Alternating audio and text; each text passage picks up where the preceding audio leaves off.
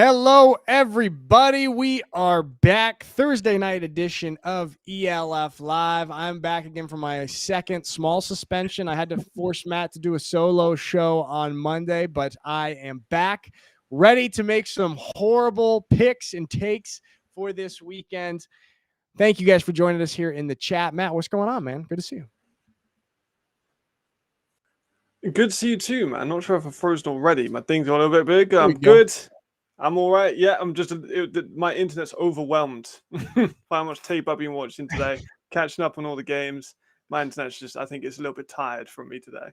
There you go. That's all right. You know, talking about ELF football is exciting for the internet. Hello, everyone in the chat. Vikings CG24. Vikings are on a bye, so I'm still here so you don't skip them. All right, we'll talk about the Vikings. What's up, Mark and Marcus and Bing? Hello, everybody. All right, we've got a great show for you guys this week, and we're going to be going through our takes from last week, our right and wrong, mostly wrong on my part. Then we're going to talk about mid-year signings, players that were signed in the middle of the year that we think have been very, very good additions to their team and been making impacts. Then we're going to enter into our new favorite conspiracy corner / hot takes segments where Matt and I are going to get a little bit more crazy predictions for the weekend coming up. And then we'll do our pick'ems, who we think is going to win the games this weekend. And then finally, Matt's coveted fantasy advice. So stick around. We got a great show for you. But we're going to start off with a little announcement. This week with the ELF, week 12 is a very special week. It is game day against blood cancer. So the European League of Football is having a partnership with the DKMS, and they are going to be raising awareness for blood cancer. And you know how the NFL has its Breast Cancer Awareness Month? Well, the ELF wants to use its platform to do some good here. So we're partnering with the DKMS. And at all of the ELF games this weekend in Germany, there will be stands where people who are at the game can sign up to become donors for stem cells for people who have blood cancer. Is very, very important and can help save lives. This is something that the ELF is very passionate about, using the platform for good. So you guys can find out more about this on the ELF website, and you'll see some more social media posts about this great cause that the ELF is partnering with DKMS for this weekend. So check that out, like I said, on the website for some more information if you want to do some good. And then if you're at the games this weekend, check out their stands if you're at any of the games in Germany for some more information, or if it suits you to sign up possibly and help do some good here. So we've got that special cause that the ELF is helping to promote and use a platform for good. So that's going to be, you're going to be seeing a lot of that throughout the weekends. And we're very proud of that we have this partnership. So we've got that going on first and foremost, because, you know, this is, of course, about football, but football is so much bigger than just the sport on the field. Especially football in Europe is a very family-like community, and we're just proud to be a part of that. So just wanted to start the show off with that good cause. So now, with that being said, we do have a little bit of football that we want to talk about. And last week, Matt and I, we shot our shots. We picked our takes. And now this is where the redemption comes to see if we did a good job or not. Right and wrong. So, Max, you want to throw up on the screen the graphics here from our takes from last week. Matt, talk about this one. I was right on Lewis Geyer. Man, I'm very happy for him. He just got his personal record in terms of his touchdowns. I called it last week. He was going to try and develop that and turn it into the most receiving yards we've ever seen, or receiving touchdowns we've ever seen from a European receiver. He's right on track. He's right on track. He's right around the corner. You might even get it this week with this matchup. Oh, no, it's sometime in the next couple of weeks. I'm getting overzealous. He had a great game in the red zone. He's probably one of the best receivers we have in the entire league. He's somehow a pioneer, yet also a prospect because he's only like 22 years old and has played multiple years in the league. But he's awesome, and he had a great game once again, as we expect from Lewis Geyer. Pioneer and prospect. That is a great combination. I like that a lot. He's a child, yet he's one of the best players in this league. Yeah. Pioneer prospect, Lewis Geyer. Okay. Maxie, throw up the next one here. Oh, why'd you have to do it to me? Nick said Cologne will lose to Frankfurt. I've been on the Cologne train for quite a few weeks, and for some reason I abandoned my fandom of the Cologne Centurions. I don't know what I got a little bit inconsistent. I picked them to upset Madrid. It stung me. I looked bad, so I turned my back on Cologne. And Matt, you talked about this on Monday. This ended up being one of the greatest ELF games in ELF history. Cologne coming back from a 21-point deficit to beat Frankfurt. All right, my take was bad. I was wrong. But I'm still happy about the result of that one. I think that was awesome. And maybe I learned my lesson not to bet against Cologne. We will see. So I was wrong. I do admit. Next, what we got here, Matt? The newest addition to the 1,000-yard club. And it's great there's another European because obviously all of the backs by 2 at the moment are Europeans. Carey is the most recent to do so. He joins an elite club. I predicted this in the preseason, so I just wanted to highlight that for a second. But pat yourself on the back, Mac. Exactly, yeah, I deserve this. I worked for this just as hard as he did to get that 1,000 yards. He's had an incredible season. I think he is the backbone of this Vienna Vikings team. I think he is the engine that makes it go. 1,063 yards now in the season, 12 touchdowns. So it's not just a yards without production. He's been amazing. One of my favorite running backs in the entire league. I've been a fan of him for years, and I'm very excited that he's finally got to 1,000 yards. Fantastic. Great take right there. And just like you said, man, he's just fantastic, of course, for the Vikings, but also for the league. One of the best European running backs on this continent. Maxie, hit me another one. Okay, hear me out. I said Lewis Geyer will have 200-plus yards. They were playing Milano, not necessarily known for an elite passing defense. Geyer was off to a great start. Riley Hennessy, the starting quarterback, got banged up. The second-string quarterback went in, got injured. They had to play half of the game with Yannick Meyer at quarterback. Yannick Meyer, just an athlete. Now, he has dabbled a little bit in playing quarterback for the Austrian national team, but he's not really a quarterback. He did a great job stepping in there, but this really hurt my take that Lewis Geyer will have 200-plus yards. And I stand by the fact that if Riley didn't have to leave that game early, then I would have for sure been right. Don't you think, Matt? I'm going to have to say yeah, because he did start all right, but like you said, issues you could have foreseen. So I'll give you this one. Thanks, man. Hey, guys in the chat there. Yeah, Mark, I was wrong about picking the weaker Galaxy against the Centurions. Alex Malchow, what's up, bro? He says, wow, fact check segment. That's basically what we got here. Truth is important. We got to face our Matt, your good picks and my terrible picks. Actually, what's next? There we go. I said that Cologne was finished. I said they're in a free fall. I said that they're going to lose most of their games, if not all of them, without Jared Allen at running back. They proved me wrong. They did very well. They picked apart. Weed's consistency is something that needs to be studied because against Madrid, not great. This game looked like an absolute fire starter, absolutely incredible. Carlos Hill was amazing. It showed to me that they're not as one-dimensional as we might have thought they were. And they can, and a lot of those German receivers deserve a lot of credit too. Down the stretches, they played outstanding. Cologne, I might have learned my lesson to not pick against them, but we'll have to wait and see with the pick'ems, won't we? Yeah, we're going to see a little bit later in the show with the pick'ems if you and I learned our lesson. Jamal Athletes Forum says Yannick Meyer, 18th best quarterback in the league. You damn right he is. Yannick Meyer, QB3. Maxie, do we have any more? Please, hopefully not. Damn it. One more take from last week from me. McKay will be MVP of the week. This one kind of goes hand in hand with me picking Frankfurt to beat Cologne. Although McKay, he had kind of close to what I thought he would have. He had 250 some yards through the air. He did get a little bit done on the ground, but MVP of the week? No, it was not. And I have to face that fact. I'm not betting against Cologne anymore. I think I learned my lesson. Whoa. Whoa. Maxie, I thought we agreed that I would put. I don't even remember saying that. I think that might be me. Was that you, Matt? That was me. Okay, there we go. There we go. All right, Matt, Defend yourself. Thanks, Maxie. So I comfortably said they were going to win. I didn't think it'd be too close because of Berlin, what Berlin do. And I don't want to take up the whole hour of my screen time talking about how much Berlin frustrate me just on a psychological level. But they were winning 3 of these 4 quarters and then blew it with the third quarter performance, allowing 19 points, having multiple fumbles, and ultimately throwing the game away without any kind of repair. But I thought that Paris would be quite dominant in this game. They were not. Like I said, they lost 3 of the 4 quarters. They easily could have lost this game. Very tight, very competitive. Not the game I was expecting in the build up.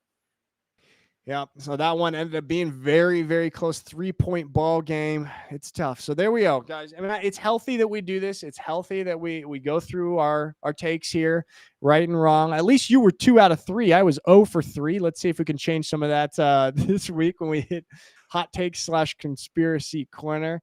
All right, guys, that's that's our segment there, and we have a fun, fancy new commercial, and the star of the commercial is actually, he's a friend of the show. Matt and I, we were talking to him a little bit before this, and he agreed to star in the commercial for this.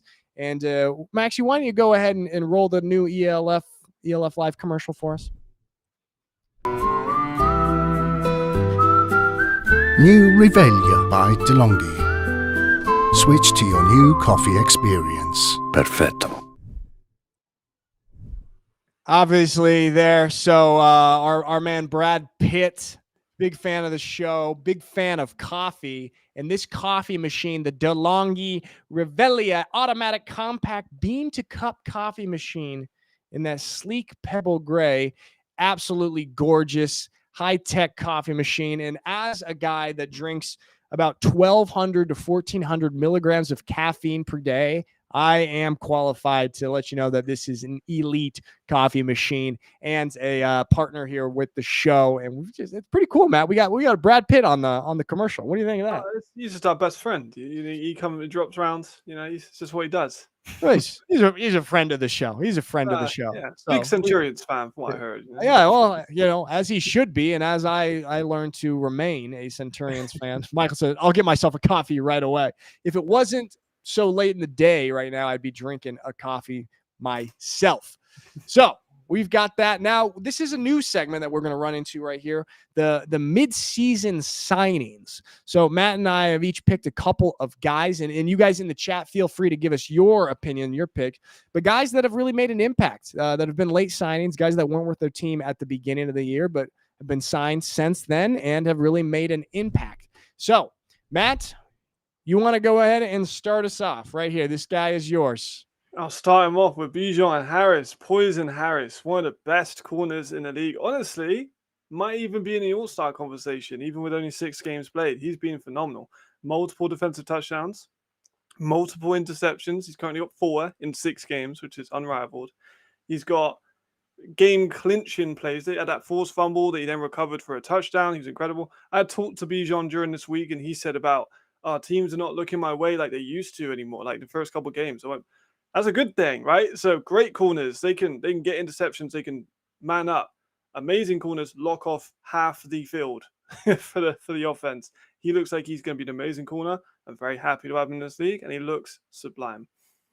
Fantastic. Love that pick. Bijan Harris making a big impact for the hot Centurions. For me, the first one I got, we'll stick with the Centurions here. Maxie, pop up Carlos Hill. Man, this week's MVP going over 200 yards. Carlos Hill, he replaced Connor Weddington, the previous American import receiver for the Centurions. Carlos has been fantastic. Let me just read you off a couple stats here. So we'll start off with Weddington, who was the American import for the Centurions in the first half of the season. He played 3 games. He had 10 catches on 18 targets. That's a 55% catch percentage. 126 yards, no touchdowns. Carlos Hill comes in. He's now played 6 games. He's got 44 catches on 69 targets. That's a 64% catch percentage. He's got 569 yards and 6 touchdowns. Obviously, Carlos Hill has played 2 times as many games as Connor Weddington did with this team. But if you double Weddington's stats and extrapolate it out as if he played the same amount of games as Hill, Carlos Hill has literally been twice as productive in terms of catches and yards and touchdowns. So this has been a massive signing. He's very explosive. He brought new light. Him and Isaiah Weed seem to be having a connection here. Obviously, last week they went crazy and led their team to the come from behind victory. I'm a big fan of Carlos Hill. Great signing. Agreed. What's my next one, Maxie? Who we got? I want to go for Stephen Duncan. Is it a bit cheating? Kind of. Because he was a preseason signing and they turned into a mid-season signing with the cut-in from Wrocław. Gets week 1 MVP in Wrocław, by the way. Gets cut, big controversy, heads to Madrid to replace Helbig, who sadly went down with an injury, and has been a driving force in the playoff team. Like, we thought they were done. He'll be out. You know, they're probably going to fade a little bit out. It was fun while it lasted, but let's put the Madrid Bravos back down into these power rankings. But they've been great. They really have. He's been a big reason why. He's currently got 21 touchdowns and 8 interceptions, which too great. But one of the league leaders, of course, got split up between 2 teams. But he's been very, not just on the field, but just his swagger and his kind of like good arrogance that he kind of like the celebrating down the sideline, which of course the flag now and then. But he's been kind of the heart of this team, even though he's been brought in mid-season. He's leading a potential playoff team. He spread the ball out last game. We saw Madden Tiestra went off. So it looks as if he's built a good connection with his receivers. And I still think that they're going to make the playoffs with him at quarterback. Yeah, I mean, that's very, very impressive to come in as a quarterback. I think was 3 games into the season or 4, obviously having the whole preseason with a different quarterback in the first few games. And to be able to come in, step in here, and this team kind of hasn't really skipped a beat. And they've really just staying on this trajectory of being a solidified playoff contender here. Like that, can't go wrong there with Stephen Duncan. I'm going back to the defensive side of the ball. Never mind, Maxie jumped the gun. We'll stay offense. Sure thing. Chinqua Sweeting. And I'm not sure if it's Cinque or Chinqua. I'm pronouncing it Chinqua because that sounds really, really cool. He's only played 1 game. All right. That's all right. But he had a great first game with the Raiders. And I think that he's going to be a real difference maker in this playoff push. In his first game with the Raiders, he and Nick Alfieri, they had a great connection. 7 catches for 98 yards on just 9 targets. So really great completion percentage. He also rushed the ball 5 times for 32 yards. His touchdown, explosive player. He can kind of catch immediate to short routes, and he can also be a deep threat. I mean, I have this XFL experience, and I think the Raiders being able to add him as this deep threat possibility, they've got some very, very good homegrown wide receivers. Marco Schneider, Philip Hahn, Adrian Platzkummer, guys that I think this is going to really open up for. So not only will he be productive himself in his stats, he's also going to open things up for Nick Alfieri to connect with some of these other homegrown receivers. I think that he's going to be a massive difference maker here. And it's going to be something of note for this week when they play the Stuttgart Surge, probably the game of the week. The previous time that these 2 teams played, he was not in that matchup. And this is going to be a totally new factor. Chink was Sweeting. I'm very excited to see what he does here in this playoff push. Absolute baller. I love Sweeting. I said he has all-star potential. Oh, you're next again. You get double up. There we go. On double up. Keep me on it, Maxie. Raheem Wilson, former teammate of mine, lucky enough to get to play with this man for 2 years back in my playing days before I got all old and washed up.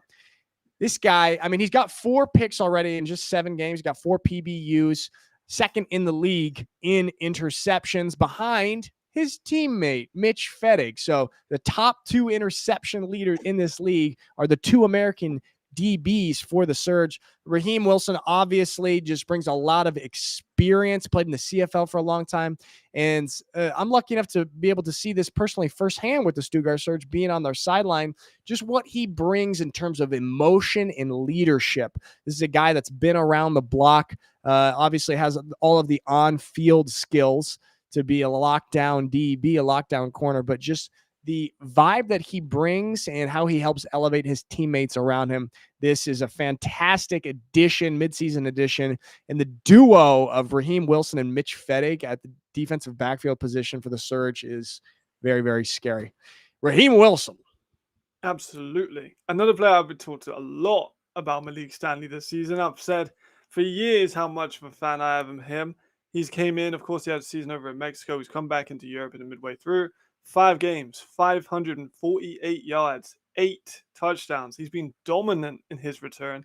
And we've kind of seen a bit of a new level, I think, of Stanley this year, because last season, it was kind of a deep, you throw to him on the sideline. That's kind of what his main focus was sideline receiving, deep threat balls. This year, we've seen a lot more of his rack ability. Out of his 548 yards, 321 of that has been out of rack, which is very different for someone of his. I mean, me and you have talked about how massive he is physically. And you've got that guy running a drag and then coming back around to face you one-on-one as a corner. As a former DB, I'm getting out of the way. I ain't trying to tackle that man. And it seems as if many people are taking that advice because he's been electric. He's already racking up people. He's already above people like Jarvis, already above people like Darren Chafin and Robin and all these great receivers we've known throughout the years. And he has been so good. And I still think he's going to finish with like near 1,000 yards. He's only played 5 games so far. Yeah. Jamal says Megatron Stanley. Alex Malchow says he's effing big. He's massive, man. I mean, when he first played against the Surge in I think it was one of his first games this year back, it was just immediate difference maker, massive presence. So I love that pick. Just Shot says, what about Embry? Thought he was the interception leader. He's also got 4, but yeah, he's on the IR right now. And then there's a good handful of DBs, I think, that do have 4 interceptions. But then I think on the season. Embry wasn't a mid-season, so he started there. I think Sean Franklin deserves a shout out too because he's been absolutely phenomenal. He's been another level of good. I put him on one of my recent lists. How good he's been. Yeah. 100%. And actually, Jamal says Athlete Forum, Sean Franklin, he's got to be given a shout out here. So those are what we got. I mean, it's interesting to see which teams have been able to kind of use the signing deadline and been able to make some moves in season, and positive moves. I mean, we've seen some teams make a lot of moves, and it hasn't really played out in their favor. I think a team like Wrocław, for example, they've had a lot of movement, but I'm not sure if it has created the results that they were hoping for.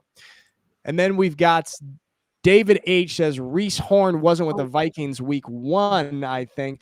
That's fair. But I think he came like week 2. Don't you think, Matt? Wasn't he really early? I mean, he was early. Let me get the numbers. He has been pretty spectacular, to be fair. Like he's kind of hard to argue with that. Call, but he did come in early. Of course, coming for Western Carr. He came in at week 2. So okay, week 2. So if you want to nitpick, I guess you technically could say, but we're kind of looking for maybe a slightly more middle of the season, week 2. I don't know, but I mean, we do got to give our props to Reese Horn. He's just tearing it up, man. Just the Vienna Vikings out there. He's just putting up insane numbers, and then. That passing game, even, Jordan Boole will hopefully be coming back here in the playoff push, or at least in the playoffs. Got a lot of talent heading into this final few weeks of this season. So, Matt, there we have it. Our mid-season signings, the additions that we liked. And I think, you guys in the chat had some good ones as well. All right. Now, one of the new favorite segments, one of my personal favorite segments. Well, first, we've got it's the shout out to the Ninja Wood Fire Oven, which powers our hot takes segment. You get yourself one of those coffee makers. You get yourself this Ninja Wood Fire Oven. You're set. Caffeine and pizza. That's all you need. All right. So hot takes, Matt. Here we go. Hot takes. And guys in the chat, if you've got hot takes, throw them our way, and we will. Oh, at Euronics, shout out to Euronics as well. There we go. Thanks, Maxie. Our director's giving me some words here. All right, Matt. Your first hot take. What do you got? First one, Prague are going to make this competitive. This is my last plea to the Prague Lions. please, we just want to see you win a game, man. Like, I'm not a Prague fan. Like, I don't have a certain allegiance to a team, but this is one of their last chances to get a win, kind of full stop. Like, the Enthroners have been good. They looked good in that win against Prague, but they're still beatable. Prague, they've got Vostav after this, so realistically, this is probably their last chance to get a win. This is less of a hot take, more of a plea of desperation, but I don't think we have a graphic for that, so we're gonna have to fit it into this part. But that's what I'm hoping, and I think that they have potential to make it competitive. Okay, there we go. The plead Prague. Please, Prague, please. Unfortunately, Matt, I'm going to have to disagree with your hot take, because my hot take is that Nathaniel Robitaille of the Enthroners is going to have 3 receiving touchdowns as they go on to obliterate the Prague Lions as they did in the first matchup. I have been, a few times this year, I've bet that Jack Mangle in the hot take section will be the MVP. He has let me down both times, but I'm still sticking with the Enthroners, and I'm going with Nathaniel Robitaille this time, that he's going to have 3 touchdowns as the Enthroners repeat in their success against Prague. That's good. We're on the opposite sides of that, Matt. That's kind of good. I like it. It's a bit of rivalry, isn't it? It's healthy. I'm actually going to go with you on this one, though. And my next one is not with you, but it's with your favorite team. I'm going to go to the Surge, make the adjustments against the Raiders, and win by 10 plus. Overall, I think they're going to be comfortable. Riley, this comes with an asterisk, because if Riley's fit after his body injury, we don't know. Assumedly so. In the interview after, he said he was fine. So he needs to play. This is their last real competitive game, because they've got Helvetic and Barca. No disrespect to those clubs, but they're not quite the Raiders. So this is their last chance to try some stuff out. They've had a lot of games where they could just kind of coast. I mean, pretty much every game except for the Raiders game, they could coast. Maybe Munich as well. But I think they're going to be... It's like what we saw with Paris and with Ryan, where it was close. One team made the adjustments, another team didn't. And then Ryan ended up winning quite convincingly. I think we're going to see history repeat itself here. And I think the Surge should be looking better. They have 2 potential Defensive Player of the Year nominees at defensive back, with some other all-pro players just kind of seasoned around. So they've got an amazing team, and I fancy them to win this one quite comfortably. I mean, I just absolutely adore that hot take right there, and I agree 100% with it. That's going to be a great game. That's got to be game of the week. I'm going to be there at Gazi-Stadion in Stuttgart. The thing's going to be packed. I mean, these teams in the Jordan Newman era have played each other now 3 times. The Surge have won every time, but all of them have been very, very competitive games. But I love that take, and that's going to be an exciting, exciting game. Now, my final one, we talked a little bit about it earlier. No more betting against Cologne, or at least saying anything negative about them. Cologne is going to give Paris a hard time. Now, I'm not going totally out on a limb here and saying that Cologne is going to beat Paris, but this game's going to at least be interesting. Cologne is a team that's, when Isaiah Weed plays well, this team is exciting. And I mean, you touched on it a little bit earlier, Matt, like his consistency is something that needs to be studied, because it's very inconsistent. It's so extreme. But when he's on, he can lead his team. And this Western Conference showdown, I think some people might be a little bit surprised. I think Cologne's got a little bit of momentum, and I'm not entirely sure how Paris is going to finish out the regular season. We'll touch on that in a little bit when we get to the pick'ems and a little bit deeper into the conspiracy corner. What do you think about this one, Matt? Mixed feelings. Okay. Because earlier in the season, different. I mean, this season feels like it's been 9 different individual seasons, so how much has changed over the course of the year. Paris dominated this one. My thing is that Hill is a game changer, and I don't think there's anyone in that Paris secondary that can man up and cover Hill, take over that responsibility. I don't think they got one of them.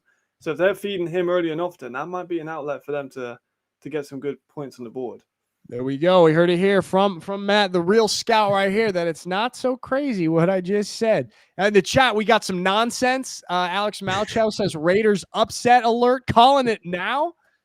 Alex, okay, settle down here, man. This is 0 days since nonsense has occurred. Yeah. Okay, there we go. So let's see some of your guys' hot takes in the chat. Mark Wilson, Panthers will make the playoffs. That's pretty hot. I think so hot that it's impossible, isn't it? I don't think it's impossible, but I think it's vastly improbable. Okay. I would say it's trending towards 0. Yeah. Panthers are a team. I mean, what do you think, Matt? Matt, this is a team that we thought would be in playoff contention at the start of the year. Yeah, I mean, it's been quarterback issues, isn't it? They had 1, they had 2, they had 3, they had 4. They got Norwood in, UCLA receiver. Played some quarterback in high school, but it's levels, man. You got people playing a D1 or guys who have NFL practice squad experience, and against that high school quarterback. No disrespect to Norwood, he actually did a pretty good job in the last game against the Enthroners. But I mean, like, let's be honest here. I can't see them getting much out the rest of this year with this current situation. Yeah. How about this, Jamal? Hot take. Helvetic gets one more win before the end of the season. That's an interesting one. Let me quickly have a little look at their schedule before I make an assumption on this one. Yeah, let's see. Who do we got? They got Munich Ravens. Okay. And a Surge. Oh, Jamal. Oh, Jamal. Oh, Jamal, man. Come on. Let's Okay. Hey, you know what, Jamal? That's at least a hot take. Yeah. Let's see. Do we have any others in there? There we go. Look at this. Look at this. We got the playoff picture right here. Obviously, we got the Surge and the Vikings at the number 1 spots right now. And then the Raiders T-Roll versus the Rhine Fire will be in the wild card, as well as Madrid Bravos versus the Paris Musketeers. So we've got 3 teams that are kind of in the hunt here. Munich, Wrocław, and Cologne. Munich, I believe, or I know, is the most realistic. Yes. Well, I mean, what are your thoughts on this, Matt, and kind of the shuffle around or possibility of shuffling around? I would like to see like the how Wrocław and Berlin, or how Wrocław and Cologne make the playoffs. I believe Wrocław have to win all their games. So they have Berlin coming up that we'll talk about, Frankfurt and Prague. So it's not like out of the ordinary. I think they have to rely on a couple of people to lose as well, but like it's not impossible. I don't want to say that's a winnable 3 games. Sure. Yeah. I've this is kind of perfect transition sort of into a conspiracy corner. Maxie, if you will be so kind as to throw up the graphic. If there it is, there we go. All right. Time to get fired up. And I've touched on this. I touched on this last week, and I'm sticking with it. Okay. And I'm seeing a little bit of clarity here. I'm seeing a little bit of clarity. And what it was is right now we've seen this playoff picture, and we've seen that for the past few weeks, and it's shown 3 Western Conference teams being in the playoffs. This conspiracy that I'm holding with is that it's going to be 2 Western Conference teams and 3 Central Conference teams. Hear me out. Okay. Hear me out. Let me just reference my notes here. Of course. We're going to have 3 teams that finish at 8-4. It's going to be Paris, it's going to be Munich, and it's going to be T-Roll. But then it's going to come down to point differential, okay? Currently, Paris's point differential is 78. Munich's, they've had the easiest schedule in the entire league. Their point differential is 201. Very nice for them. That would slide them comfortably in the playoffs. The other team in this situation is T-Roll. And assuming they also finish at 8-4, well, their current point differential is 126. It's greater than Paris's point differential. So what needs to happen here for this conspiracy to hold true is there has to be a little bit of cannibalization of teams in the Western Conference. Paris is currently sitting at 7-2. These are the remainder of their games: Cologne, Madrid, and Frankfurt. I think it's entirely possible that they drop 2 of these games, and that would put them at 8-4, that they would just win one of these games. Cologne, I just touched on it in the hot takes there. I said they're going to make this game interesting. I don't know if they're going to win. I don't know, but I think it could be interesting. They're going to play Madrid again. And the first time they played Madrid, I actually thought the Paris would blow them out of the water. It was just a 2-score game. but 2 of Paris's scores came on defense and special teams. In terms of offense, they were sort of consistent with each other. And then they've also got to play Frankfurt, a team that is still very, very talented, a team that's playing for pride, a coach that is kind of on the hot seat and needs to win some games as they finish out this season. I think it's entirely possible that they drop 2 of those games, and that slides them to 8-4, and that the 3 teams from the Central Conference make it in, and just Madrid and Rhine make it in from the Western Conference. Matt, what do you think, chat? What do you think? Whew. I think the more you say it, the more it makes sense. But you have flipped from Madrid despising I flipped to Paris. I think what you said about those games as well. I was looking at it as you were saying about it. The Cologne one we'll talk about in a minute. Sure. Madrid, people said that Madrid were like beaten. I thought they were going to lose quite. I know I picked Madrid to win, but only because I was going off your momentum of the Madrid hate at the point. Like you said, though, it was a close game. Dawson Dale's iced that with his fumble recovery down the sideline, and no one's going to catch him because he runs a 4-2. So like that was pretty. that iced the game. So it was a close one before that. Like you said, their offense struggled. Their defense and special teams did really, really well.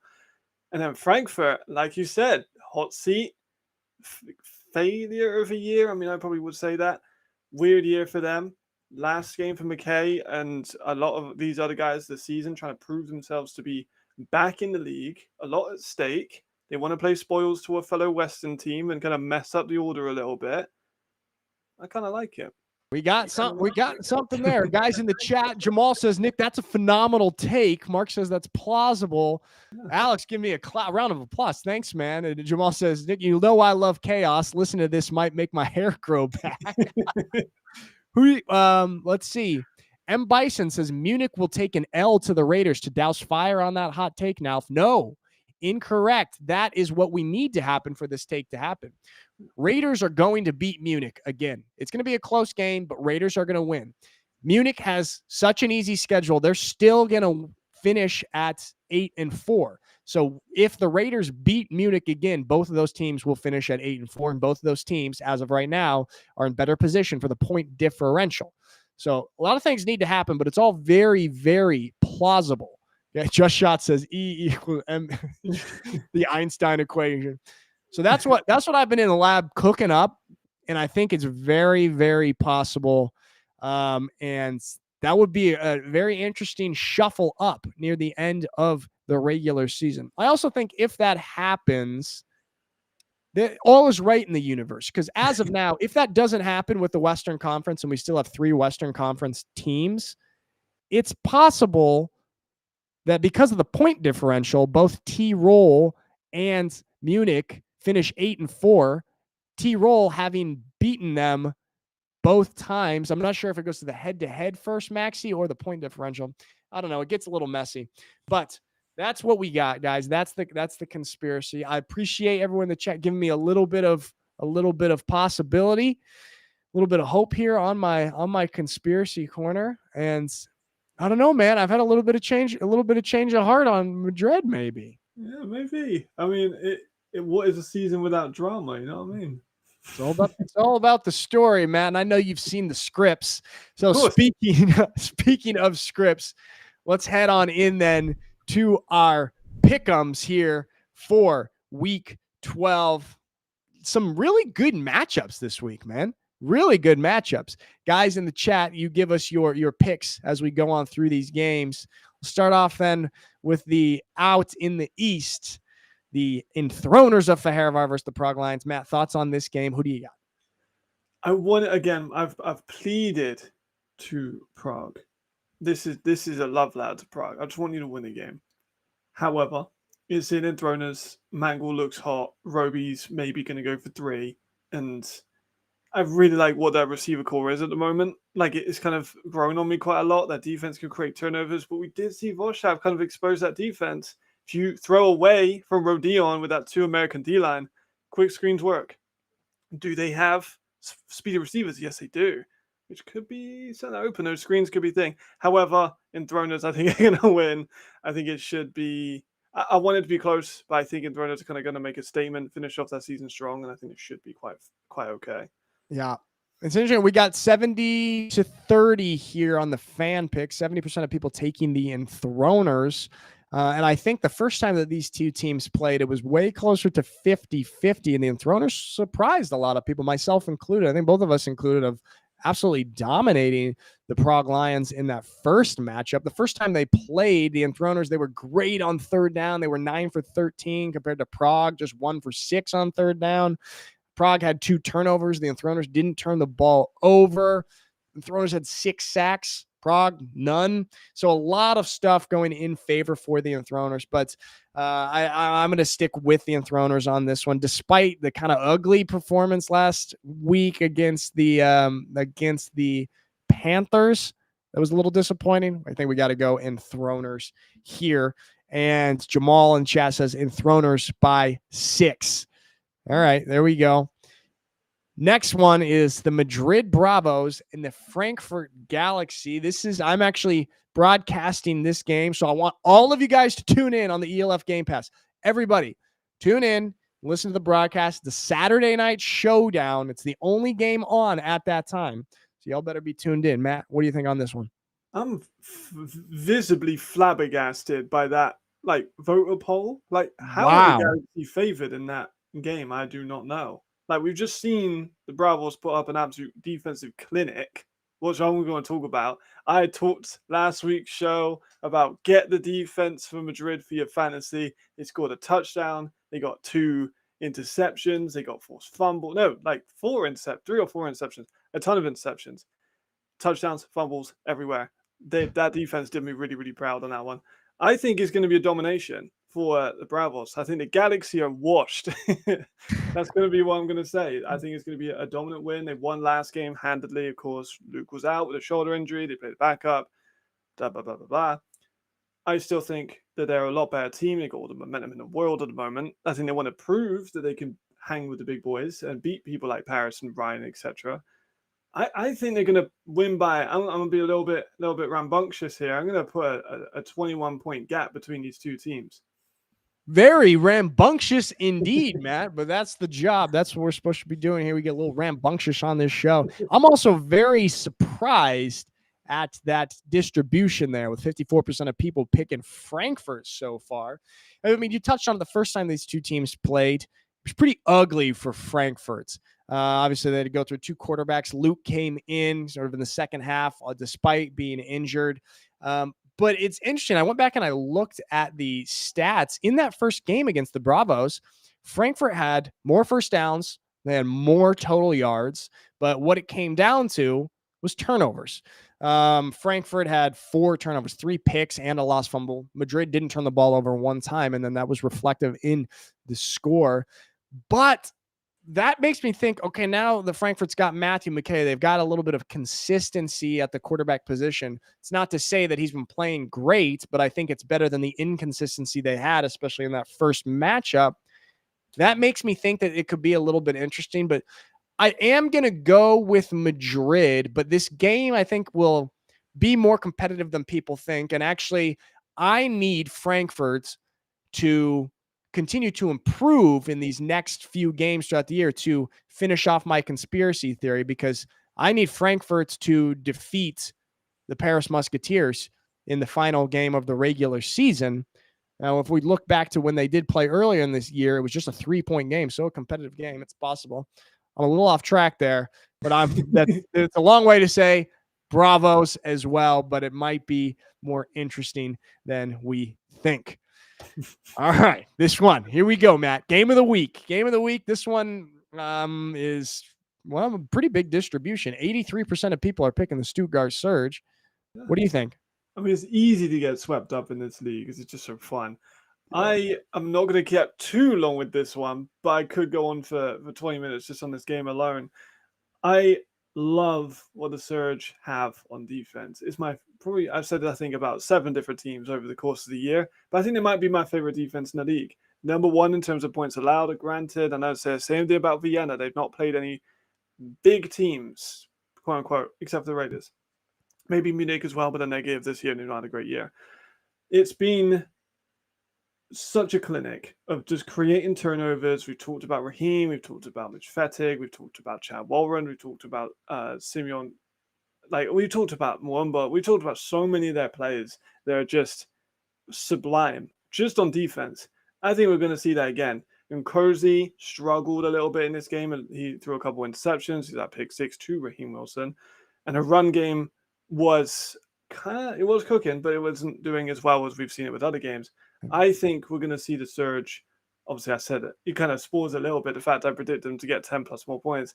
I think the Surge are going to win this one quite comfortably, make a statement, say, look, everyone's saying we're not number one because we're playing easier teams. We're not in the West. This is our statement win over a team that is, as of this second of the recording, in the playoffs. That's true. And they're also in the playoffs in my fantasy conspiracy world, which maybe will be a real world as well. Interesting. Alex Malchow in the chat. That must be a typo. He said Raiders 24, Surge 14. Alex, get your keyboard checked out.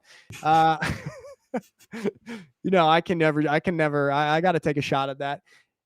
I agree with you, man. You look, but it's interesting. This is a very interesting matchup. This is a team, like I said, in the Jordan Newman era of the Stuttgart Surge. They've played 3 times. These are the scores: 6-3, 38-28, and 30-25. So all tight ball games. The first time that these two teams played, the Surge actually didn't play great, a little bit sloppy at times. Now, the difference in this game is going to be the addition of Chinquez Sweeney. This team is better at receiver now, and I touched on it, how that can open up things for the homegrown receivers as well. But I do think that the Surge, they're just too in stride. Their defense has too much cohesion. It's a home game for the Surge. This team has momentum. They are really looking to make a statement. I think you said it perfectly, man, when they want to kind of shut some people up. So I got to go Surge as well. Big surprise, everybody. I know. Who would have thought that one? Who'd have thought? So there we go. Moving out to the Western Conference. Interesting. Paris Musketeers and the Cologne Centurions. Big spread here. 86% of people taking Paris. Matt, who do you got? I said I'm done down in Cologne, but I think I might just have to do it one more time. It's such a tough game for them against the Musketeers, who are very good. They're hanging around the playoffs. I still think they're going to make playoffs. They lost only to the best teams, which I think is important to note. Cologne have dropped a couple to some less favorable ones.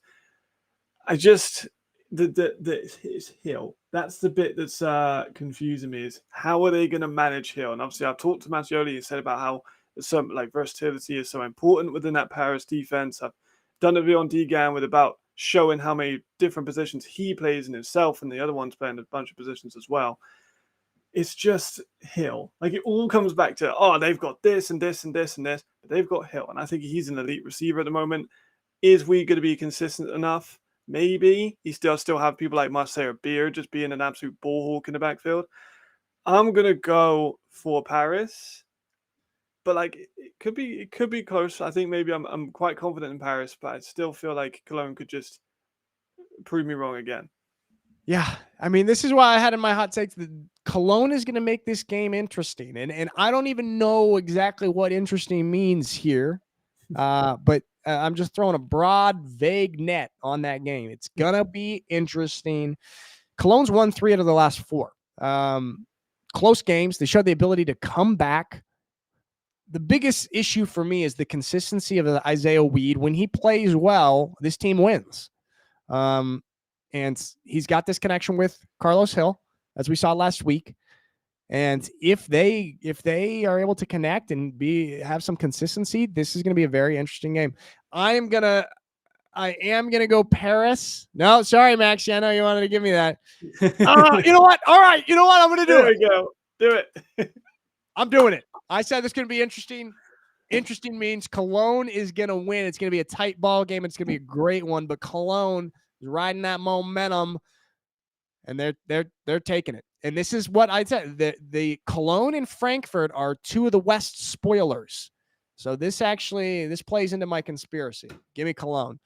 I All like right. it. There we go. Next one, big disparity here. Barcelona Dragons versus the Munich Ravens. Matt, any surprises? No surprises here. I'm going to have to go for Munich. I think the Malik Stanley's going to have a big one. And these players I'm going to talk about are not in my fantasy advice. However, I still think they're going to go off. But it depends again. It's Barcelona, so they could play half the game and not play the second half.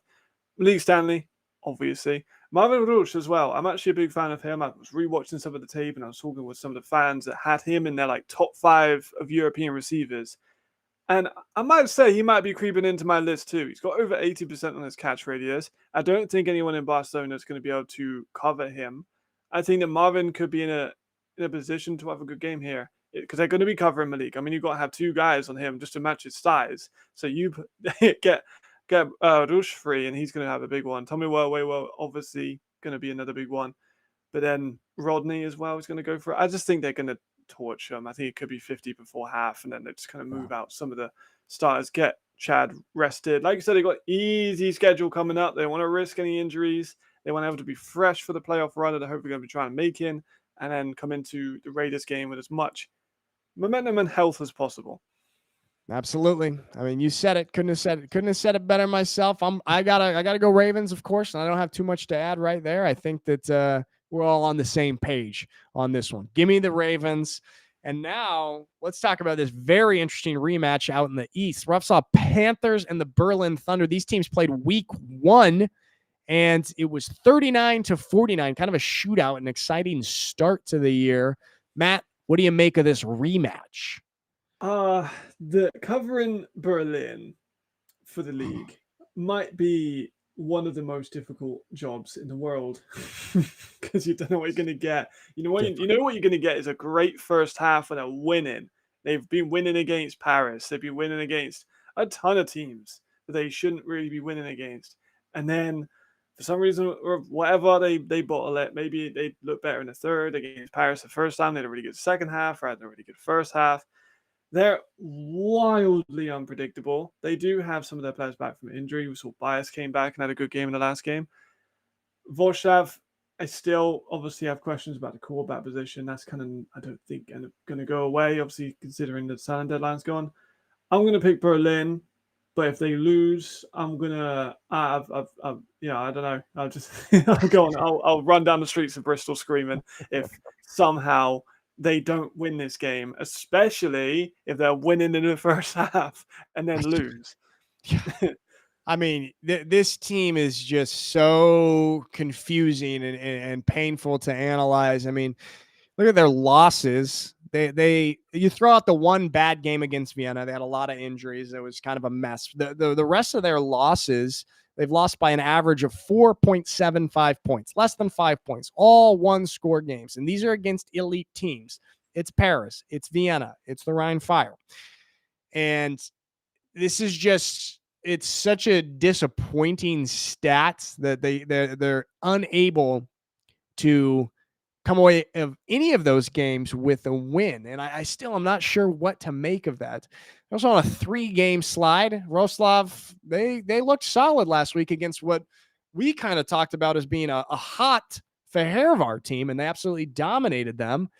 Part of me really wants to go with the Panthers, but I just think that the consistency of quarterback, Jacob Sullivan, I mean, when they're on, they still are quite a good team. I think that they're gonna come away with this one, but it's going to be an interesting, exciting football game. It'll be a fun one to watch. Put me on Berlin, Maxie.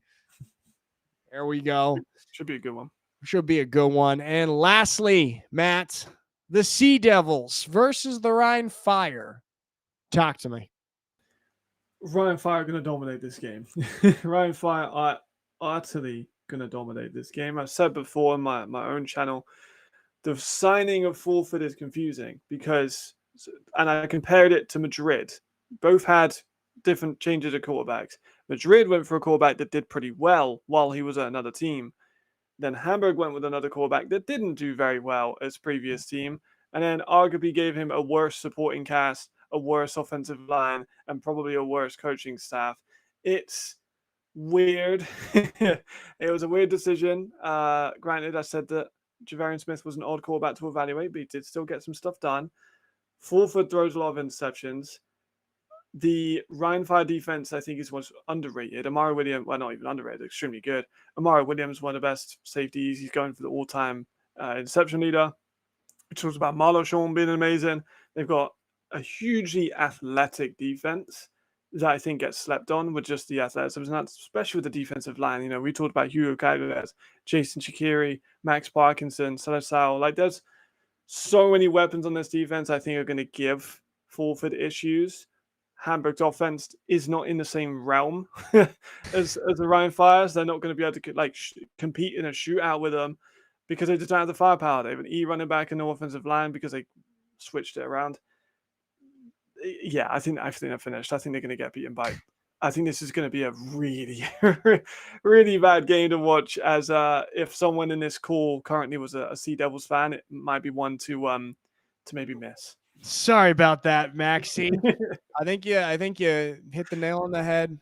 Ryan Fire will dominate. Ryan Fire are peaking at just the right time. Maxie, give me Ryan Fire. And there we have it. Those are our picks. We're only split on the Centurions one, Matt, and that's because I'm going out there. I'm taking a risk because I've got to back up my Western Conference mix-up conspiracy. So come on, Isaiah Weed. Come on, Centurions. Now to our final segment of the evening, the invaluable, the greatest fantasy advice that is available about European football. So you guys got until tomorrow at midnight to set your fantasy team for the weekend. Matt is going to drop some fantasy tips and suggestions for you. Take it away, Professor. There we go. I had to get my pen out for this one. It's going to become part of the brand. There we go. My fantasy theme this week is receivers, and they kind of all follow the same line. I've just put out a thing about building my perfect American receiver in the league, and you can go check that out. But a few of these guys are featured, and a couple of them haven't. So that's interesting. My number one is Willie P. He's going to have a massive, massive game. We've seen Siastro have a great game. I think some people are going to be like, oh, well, maybe we need to cover these guys and the other receivers. It's not just Willie P. That's when he strikes. I think that he's going to have a dare say, monumental game. I think he's going to torch whoever's on him. He is one of the best receivers in the league. I think he has a fantastic release. The Galaxy have had a lot of struggles. They had struggles against Carlos Hill in the last game. Speed from the slot with a good release and explosive speed. We've heard that. Their comparison is there. I think that Willie P's in for a big one. My next one, similar to Willie Patterson, we got Roby. Of course, you said he's going to have this 3-touchdown game. He is against Prague Lions. I don't think anyone in that secondary can cover him. I don't think anyone in that team can cover Roby one-on-one. He's going to have a big game. Of course, he had those dips and he has those spikes. He is says it's a momentum receiver. He had a bit of a dive in the last couple of games. I think this one is going to go for a spike. Big game for him incoming. Next one, McKnight. One of the more slept on receivers. You can see his progression. He's getting better every week. I've talked to Jay this week. He said he might have some of the best route running in the league, and watching back on tape, I might agree. Also over 80% when targeted. Incredible hands against Hamburg, which are a very aggressive inside team. Maybe don't have the best one-on-one corners, and speed is going to be a big factor with Jadrian, who's absolutely heaving that rock 50 yards like it's going out of fashion. They're going to be trying to stop Glenn, as you probably should try. Not that you should, because you got to try with that one. And I think he's going to be wide open on these seams, on these fades. I think Harlan Kofi could also be another player you could consider in that one. But I'm going to go for McKnight. I think he's earned the trust of the team. He's going to get a ton of usage in this one. I think he might even go 200 yards. Hey, that could have actually even belonged in the hot take segment. There we go. Okay, so guys, I hope you took notes there. You better follow this advice. Get yourself in that top 10 of the ELF fantasy football world. That's our show, guys. That's what we got. And look at that, Matt. We are right on the dot. We're 1 minute before the hour. We like to have a 1-hour show, guys, and we're keeping it on schedule right there.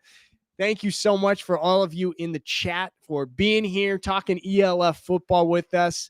You guys are great. And keep in mind, again, the motto of this week for the ELF, partnering with DKMS to fight against blood cancer. Use this platform of football to use for a good cause, and check out some more information on the ELF website.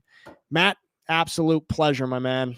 Always, every time. Let me get this. We've got our timings nailed because it's always 1 hour every time. Perfect, man. We got that. We got that down somehow right there at 1 hour. Everyone in the chat, enjoy the games this weekend. And hey, like I said, Saturday night, check out that Frankfurt Bravos game. I'm going to be broadcasting and looking forward to that one. Matt, have a great night, guys. See you next time. It's a wrap.